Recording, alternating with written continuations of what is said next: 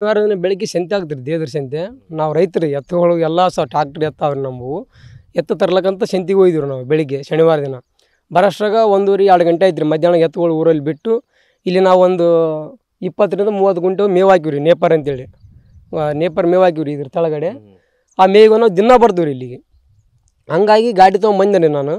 ಮೇವು ತೊಗೊಂಡು ಬಂದಾಗ ಅಷ್ಟೊತ್ತಿಗೆ ಗಿಡಕ್ಕೆಲ್ಲ ಬೆಂಕಿ ಎತ್ತಿ ಬಿಟ್ಟಿದ್ರಿ. ಬಂದು ಎಲ್ಲ ಪ್ರಯತ್ನ ಮಾಡಿದ್ವಿ, ಆಗಲ್ಲ. ನಮ್ಮ ಬೇಕಿರೋರಿಗೆಲ್ಲ ಊರವ್ರು ಫೋನ್ ಮಾಡಿದೆ, ನಮ್ಮ ಅಣ್ಣವರೆಲ್ಲ ಬೇಕಿದ್ದು ಒಂದು 8 ಜನ ಬಂದರು, ಆರಿಸಿದ್ರು. ಆಗಲ್ಲ, ಕಂಟ್ರೋಲ್ ಆಗಲ್ಲ ರೀ.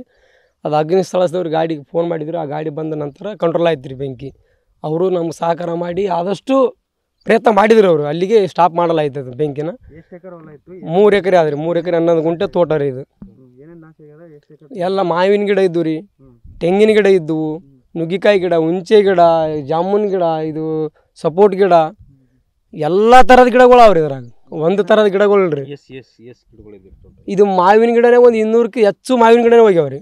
ಉಳಿಕೆದು ಒಂದು 70 60 70ರಿಂದ ತೆಂಗಿನ ಗಿಡ ಸುತ್ತ ತೋಟ ಸುತ್ತ ತೆಂಗಿನ ಗಿಡ ಹಾಕಿದ್ವಿ ನಾವು. ಅವು ಯಾವ ಉಳಿದಿಲ್ಲ ರೀ, ಒಂದು ತೆಂಗಿನ ಗಿಡ ಉಳಿದಿಲ್ಲ, ಮಾವಿನ ಗಿಡನ ಉಳಿದಿಲ್ಲ. ಎಲ್ಲ ಈ ಥರ ಬೆಂಕಿ ಐತಿ, ದೊಡ್ಡ ಪ್ರಮಾಣದಾಗ ಬೆಂಕಿ ಐತಿತ್ತು ರೀ. ಅದು ಎಲ್ಲ ಸುಟ್ಟು ಸರ್ವನಾಶ ಆಗಿಬಿಟ್ಟದ್ರಿ. ಇದು 4-5 ವರ್ಷದಿಂದ ಗಿಡ ಬೆಳೆಸಿದ್ವಿ ನಾವು. ಎಲ್ಲ ಆ ಕಡೆ ಈ ಕಡೆ ಮಾಡಿದ ಆದಾಯ ಸಾಲ ಸೂಲ ಮಾಡಿ ಬೆಳೆಸಿದ್ವಿ ರೀ. ಇನ್ನೇನು ಕೈಗೆ ಬಂತು ನಮ್ಮ ಫಸಲು ಈ ವರ್ಷ ಇಲ್ರಿ.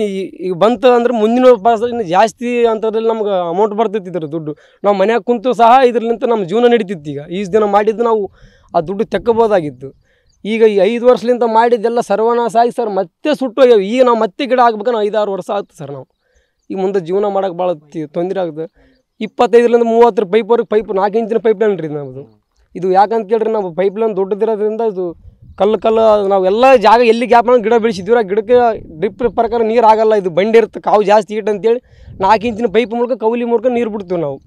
ಆ ಪೈಪ್ ಎಲ್ಲೆಲ್ಲಿ ಹಾಕಿ ಪೈಪ್ ಎಲ್ಲ ಸುಟ್ಟು ಹೋಗಿಬಿಟ್ಟವ್ರಿ. ನನ್ನ ಹೆಸರು ಅಜ್ಮೀರ್ ಅಂತ ಹೇಳ್ರಿ. ದಯವಿಟ್ಟು ನಿಮ್ಮಂಥವ್ರು ಎಲ್ಲ ಸಹಕಾರ ಸೇರಿ ಸಹಕಾರಗಳಿಂದ ನಮ್ಗೆ ಏನಾರ ಸ್ವಲ್ಪ ವ್ಯವಸ್ಥೆ ಮಾಡಿ ಕೊಡ್ಬೇಕಂತ ಹೇಳ್ತೀವಿ ರೀ. ನಮ್ಗೆ ಇರೋಕೆ ಇಲ್ಕಪ್ಪ ನಾವು ಎಣ್ಣೆ ಕುಡಿಯೋ ಪರಿಸ್ಥಿತಿಯಲ್ಲಿ ಬಂದುಬಿಟ್ಟಿರಿ. ನಮ್ಮ ಪರಿಸ್ಥಿತಿ ಹಂಗೆ ಆಗಿಬಿಟ್ಟದ್ರಿ. ಊಟ ಮಾಡೋಣಂದ್ರೆ ಊಟ ಹೋಗ್ತಿಲ್ಲ ಸರ್. ಈ ಥರ ಆದಾಗಲಿಂದ ನಮಗೆ 4-5 ವರ್ಷ ಆಯ್ತು ರೀ ಇದು ಗಿಡ ಬೆಳೆಸಿ. ಈಗ ಸುಟ್ಟು ಹೋಯ್ದಂದ್ರೆ ಒಂಥರ ಏನು ಮಾಡೋಕ್ಕಾಗಲ್ಲ ರೀ. ಮತ್ತೆ 4-5 ವರ್ಷ ನಾವು ವೇಟಿಂಗ್ದಲ್ಲಿ ಇರ್ಬೇಕು ಇದ್ರಾಗ.